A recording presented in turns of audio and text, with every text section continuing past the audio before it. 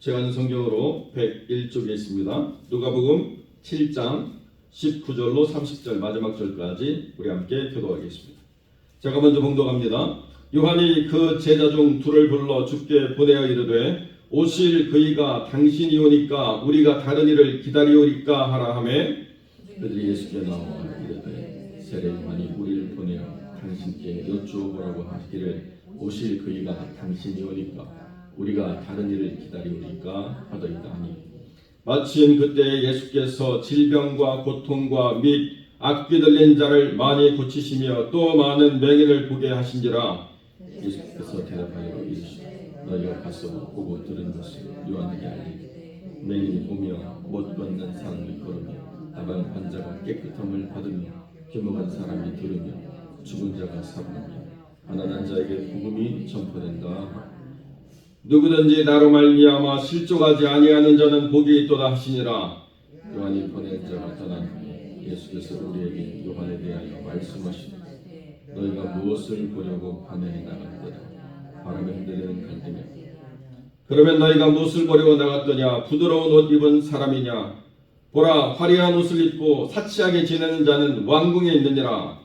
그러면 너희가 무엇을 보려고 나갔더냐. 선지자냐. 옳다. 내가 너희에게 이르노니 선지자보다도 훌륭한 자냐. 기록된 바 보라 내가 내 사자를 내 앞에 보내노니 그가 내 앞에서 내 길을 준비하리라 한 것이 이 사람에 대한 말씀이라. 말하노니 여자가 낳은 자 중에 요한보다 큰 자가 없도다. 그러나 하나님 나라에서는 극히 작은 자가 그보다 크니라 하시니 모든 백성과 세리들은 이미 요한의 세례를 받은지라. 이 말씀을 듣고 하나님을 의롭다 하되 바리새인과 율법 교사들은 그의 세례를 받지 아니하므로 그들 자신을 위한 하나님의 뜻을 저버리니라. 아멘. 본문의 말씀을 가지고 다른 사람을 기다려야 합니까? 라는 제목으로 말씀을 함께 나누겠습니다. 오늘 본문의 말씀은 요한의 마지막 인생에서 던졌던 질문이고 이후로 요한은 헤롯에 의해서 순교하는 삶의 여정을 겪게 되죠.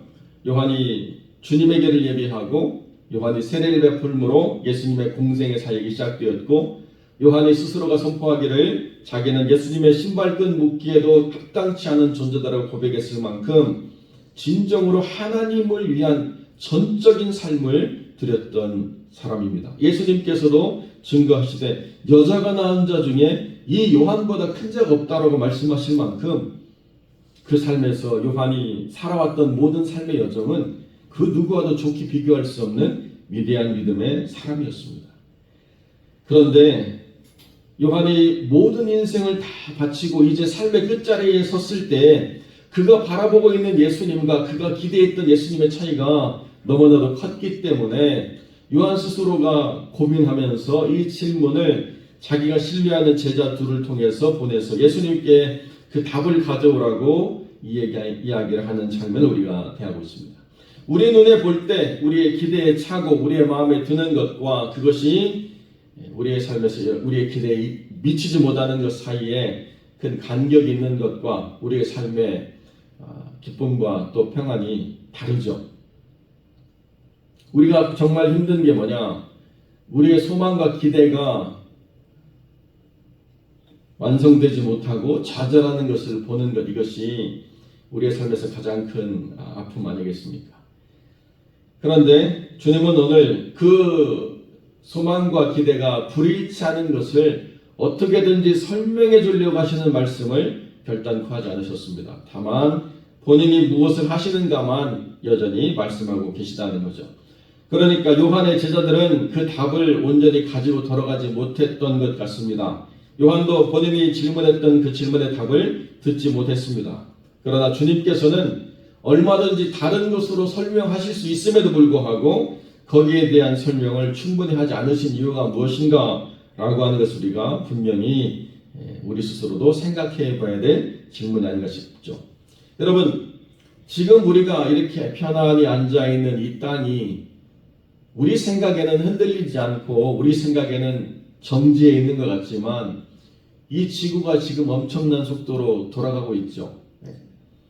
이 지구가 도는 이 자전의 속도가 어마어마합니다.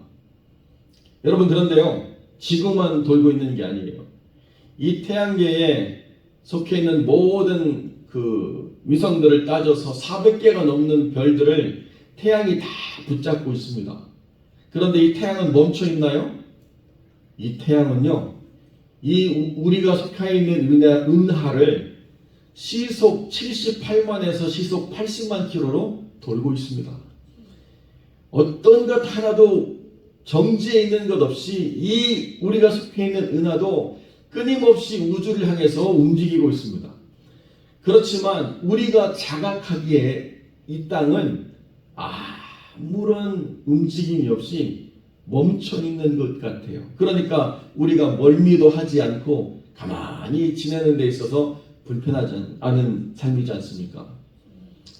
여러분, 잠시 땅이 한번 진동하기만 해도 우리의 심장이 덜컹거리는 것을 경험하게 되죠. 진도 3.0 이하는 사람은 그 지진의 강도를 느끼지 못합니다.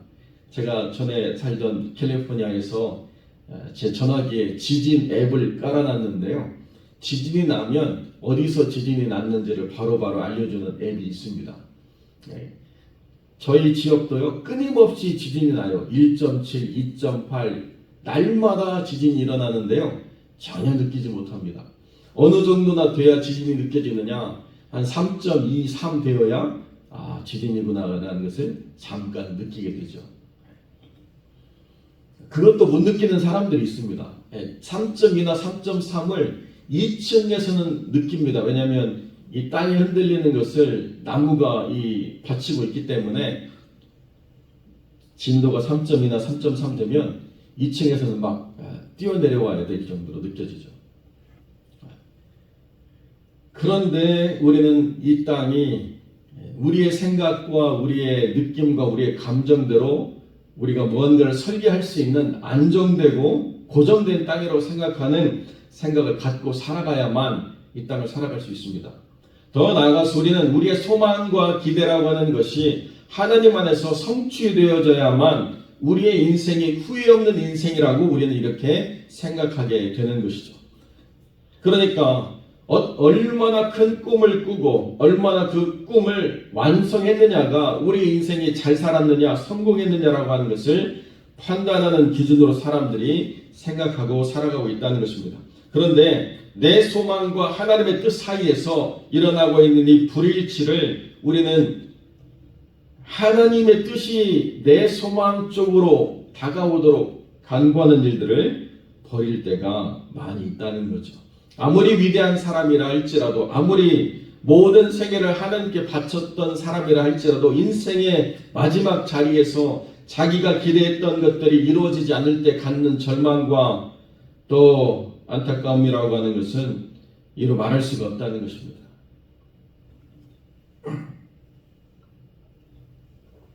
여러분, 수많은 사역자들이 삶의 마지막 자리에서 겪는 경제적인 부담 또 고통 여러 가지 것들을 우리가 외면하고 있지만 이제 비로소 한국에서 어떤 일들이 일어나고 있느냐, 은퇴한 선교사들을 그냥 방치하지 말고 그들이 살아갈 수 있는 집이라도 좀 제공하자. 이렇게 잘 사는 나라에서 여전히 선교사들이 사역을 마치고 난 다음에 갈 곳 없어가지고 국제 미아가 되는 일들을 만들지 말자, 이렇게 하는 운동들이 시작되고 있습니다. 전 생애를 하나님께 다 바쳤는데 이제 모든 것 내려놓고 평범한 삶으로 돌아가야 될 때 갈 곳이 없는 그런 순간을 맞이하는 삶의 모습들이 있다는 거죠. 참 안타까운 부분입니다. 그렇기 때문에 주님께서 우리의 삶을 돌보시지 않느냐? 그것은 아니라는 거예요. 그 삶에서 여전히 하나님의 은혜와 하나님의 손길을 느끼면서 하나님이 나를 이렇게 이끌어 가시는구나 라고 하는 것을 우리가 경험하게 되는 부분이 있습니다. 그렇지만 내 소망과 내 기대에 미치지 못하는 것을 우리가 볼 때도 있다는 거죠. 그러니까 우리의 소망이 얼마나 크냐, 그것이 얼마나 성취되었느냐가 우리의 인생을 잘 살았느냐 못 살았느냐라고 하나님은 판단하시지 않는다는 것과 우리의 기대라고 하는 것은 참 불일치하고 또 때로는 그것이 고통스럽게 느껴질 때가 있다는 것이죠.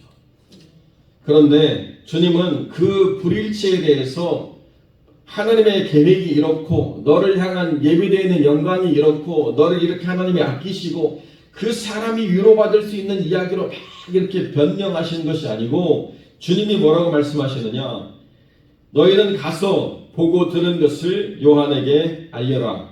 그것이 뭐냐, 맹인이 보고 못 걷는 사람이 걷고 나병 환자가 깨끗함을 받으며 귀먹은 사람이 들으며 죽은 자가 살아나며 가난한 사람에게 복음이 전파된다 한 것이다. 이것 이외에 나는 다른 것으로 요한에게 위로의 말을 전할 수가 없다라고 주님이 이렇게 명확하게 이야기하셨습니다. 요한이니까, 요한 정도 되니까 주님이 이렇게 분명하게 하나님의 뜻을 전할 수 있는 것이죠. 사실은 저희같이 평범한 사람에게 주님이 이렇게 말씀하시면 시험이 들어가지고 우리의 마음이 다 무너질 것 같은데요. 주님께서는 받은 사명을 다시 기억하도록 말씀하셨습니다.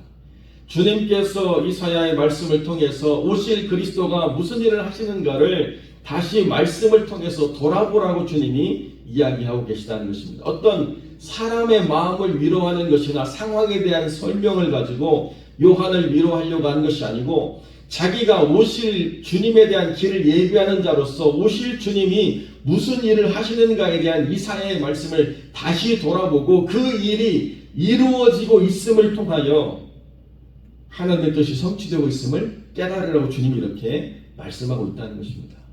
네가 얼마나 수고했는지 내가 안다. 네 일에 대해서 내가 얼마나 가치와 의미를 부여하고 있는지 내가 안다. 너는 정말 중요한 사람이다. 너를 하나님이 돌보실 것이다. 이런 자기 관점의 어떤 위로와 하나님의 어떤 상황 설명으로 요한이라고 하는 사람이 믿음을 회복할 수 있는 것이 아니라 다시 붙잡고 끝까지 완수해야 될 사명이 무엇인가만을 요한이 다시 생각하도록 하나님이 깨닫게 해주셨다는 거죠.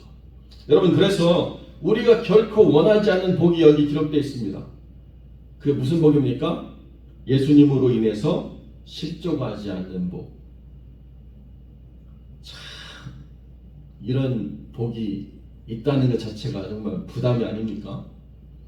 심령이 가난한 자의 복, 화평케 하는 자의 복, 의에 줄이고 목마른 자의 복, 이런 모든 복들이 우리에게 임하면 얼마나 좋겠습니까? 그런데 주님이 결정적으로 하나님의 사역을 이끌어가고 있는 하나님의 사람들에게 주신 복이 뭐냐? 예수님으로 인해서 실족하지 않는 복. 여러분, 이것이 참 정없지만 그러나 우리가 기대해야 될 복이에요. 예수님으로 인해서 우리가 실망하고 예수님으로 인해서 우리가 힘들고 지치고 낭망할 때 그때 우리가 이 말씀을 기억해야 된다는 것입니다.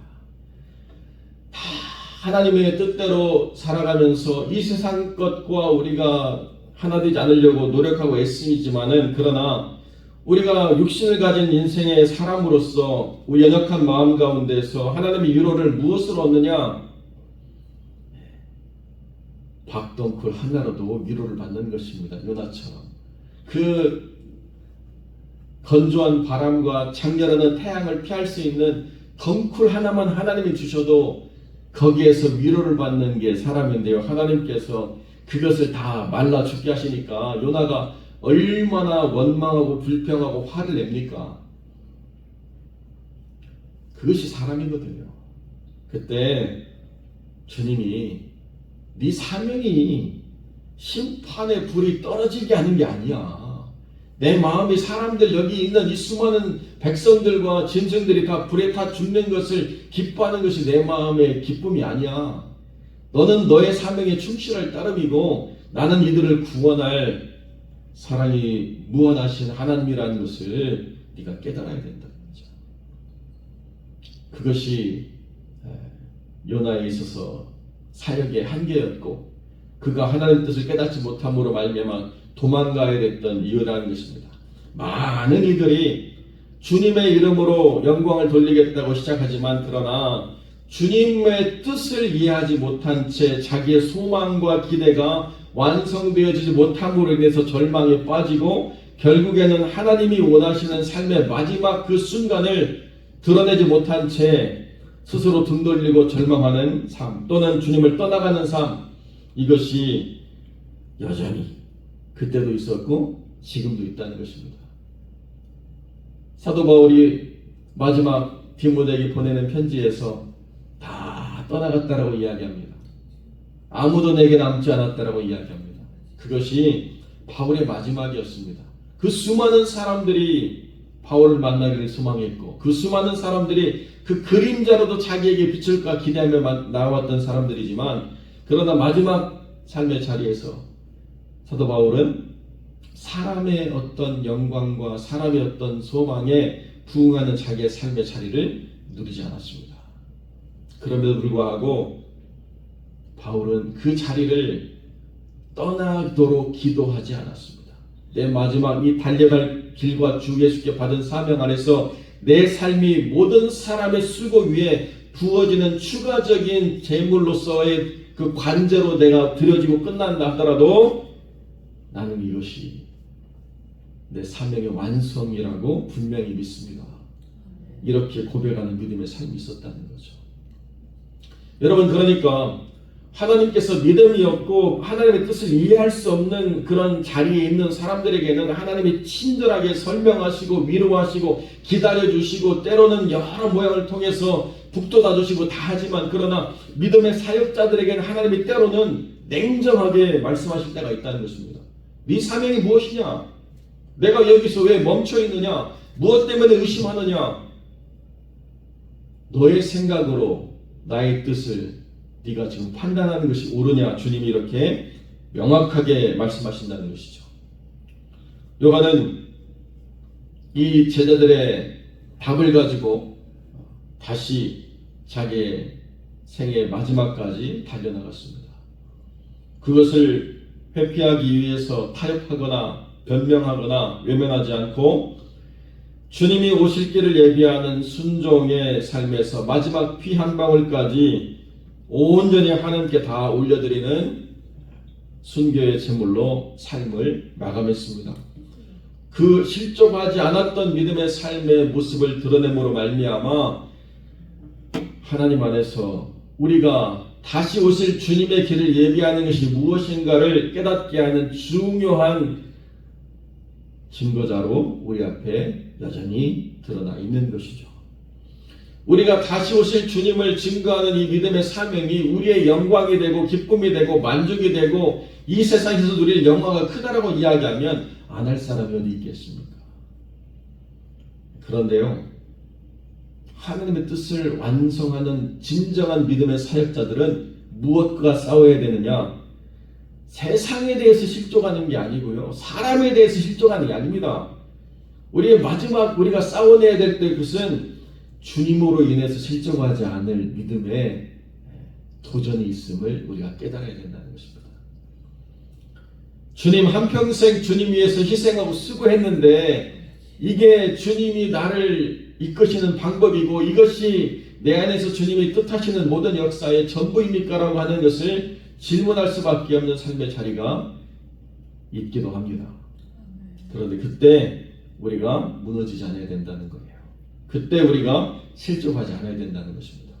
이 또한 하나님이 받으실 영광이 있음을 우리가 기억하고 끝까지 변명하지 않고 외면하지 않고 하나님의 뜻대로 사용되어지는 것, 그것이 우리가 원하는 기대를 성취하는 것보다도 더 크다라고 우리가 분명히 믿는 삶이 있어야, 그래야 누군가 또 다른 영혼이 그 살아내는 삶을 통하여 도전을 받고 충성된 일꾼으로 하나님 앞에서 맡겨진 사명을 감당할 수 있다라고 성경이 우리에게 가르쳐주고 있다는 것입니다. 사역의 성공이라고 하는 것은 내 기대가 완성되는 것이 아닙니다. 사역의 성공이라고 하는 것은 내가 그 사역을 함으로 많은 사람들에게 인정을 받는 것이 있지 않습니다. 사역의 성공이라고 하는 것은 내가 이해할 수 없는 하나님, 내 생각보다 크신 하나님의 뜻 가운데서 내가 때로는 고민하고 때로는 주저하고 때로는 내가 머뭇거린다 하더라도 전심으로 주를 향해 달려가는 그 모든 삶의 헌신과 수고를 통하여 내 사명을 완수하고 주님 만나는 곳에서 내 모든 삶의 평가가 이루어진다는 것이 우리가 요한을 통해서 배워야 할 가장 중요한 삶의 결론입니다.